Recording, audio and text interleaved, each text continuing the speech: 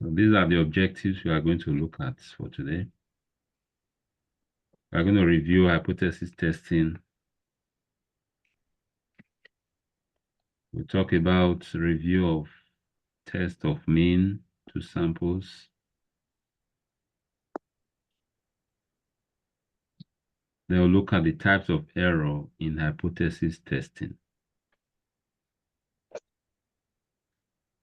Okay, the points number 2 here, review of test of mean of 2 samples. What test? What's, talking about normal test now. What test do you think we'll be referring to? What's your suspicion? What test do you think we are referring to? I think it's ANOVA test and chi-test. Yeah? ANOVA test and Chi-test. And chi-square test. The chi-square test. Okay. Take note of the 2 samples there.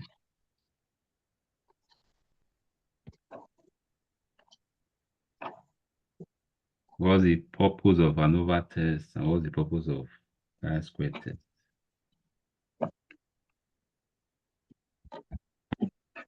So just consider it again. We are talking about test of mean, limiting ourselves to 2 samples. Okay, it's t-test and ANOVA. Yeah.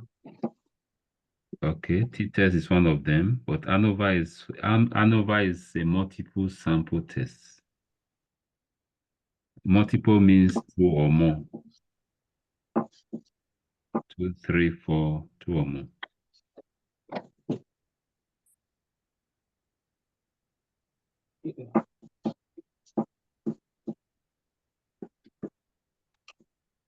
So what do you think? You've given us one of them, t-test. So the floor is open. Let's all reason together. What are the 2 sample? What are the 2 sample tests? What are the popular 2 sample tests we are talking about? The t-test and z-test. Yes, t-test and z-test. So those 2 samples, they are used for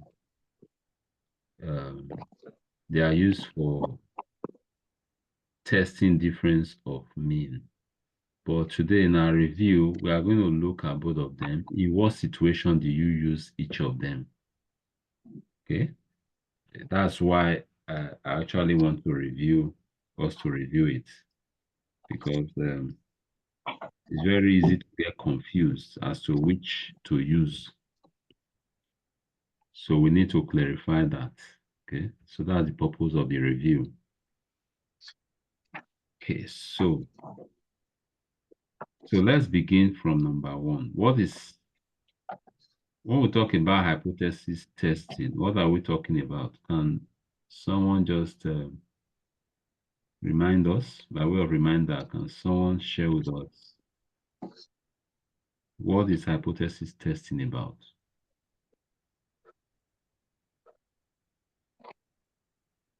What's the purpose of hypothesis testing? Hypothesis is to really check the the validity of the hypothesis, or I don't know, the testing to use to check the validity of the hypothesis, the stated hypothesis. Okay, that's it. That's the hypothesis test. That's correct. But what is hypothesis itself? Hypothesis is a claim that is yet to be proven. So, okay. Yeah, That a claim. That is yet. Yes, I think it's yet. Okay, that's right.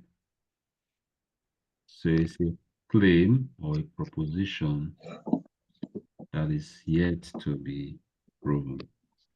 Okay.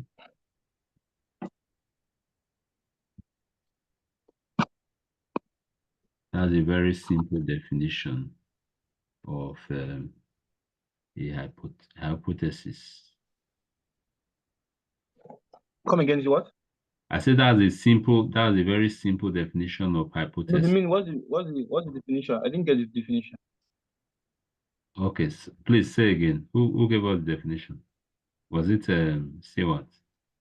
Please give us. Can you repeat so you can hear you? Okay, so I said hypothesis simply is a claim that is yet to be proven. Okay. That is a claim that is yet to be proven. So can we not just say the assumption or assumption of a like that? Yeah, Hypothesis. yeah. Using a claim is okay.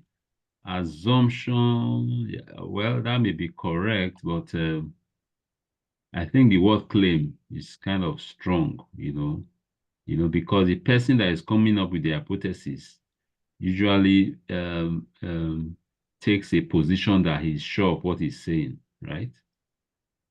Do you understand? Okay. So because of that, I think using a strong word like claim or proposition, would be very appropriate. Proposition, claim, supposition. Now, just can you see my new screen here? This is online now. See this is a dictionary definition. It's a hypothesis, is supposition or proposed explanation made on the basis of limited evidence as a starting point for further investigation. So, hypothesis is a claim that is meant to be subjected to some investigation, okay, or experiment in order to prove it. So that, in fact, in the end of a hypothesis test, you end up by rejecting the null hypothesis or by accepting it. So at the end, the claim is either rejected, okay, or not. Yes. So that's the point. Okay. So let's see what Wikipedia says about it. So hypothesis is a proposed explanation for a phenomenon. For a hypothesis to be a scientific hypothesis, the scientific method required that one can test it. Okay, so usually you want to subject hypothesis to some tests. Okay, so but the kind of hypothesis we are most interested in this study is statistical hypothesis.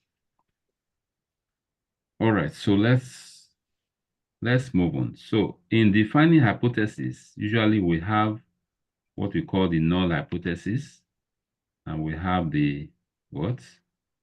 Alternative hypothesis. Yeah. Yes. So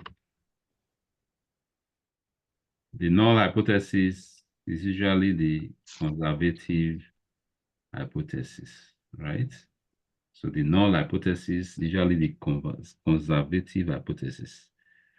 In other words, usually the null hypothesis is the status quo, is the previously or generally believed facts. It's based on the generally believed facts. Okay, that is the null hypothesis. It's based on the generally believed fact.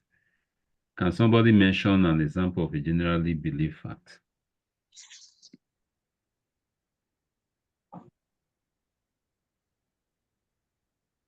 Like a criminal case.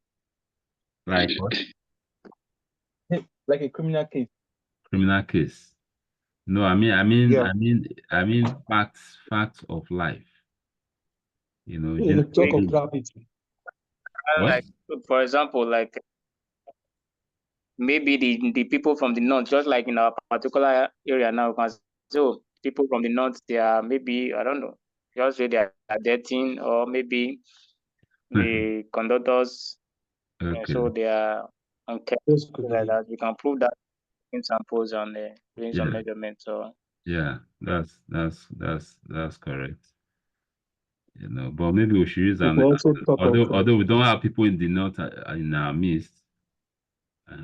so let's no, we can use some kind of scientific let's avoid an experience. offensive example.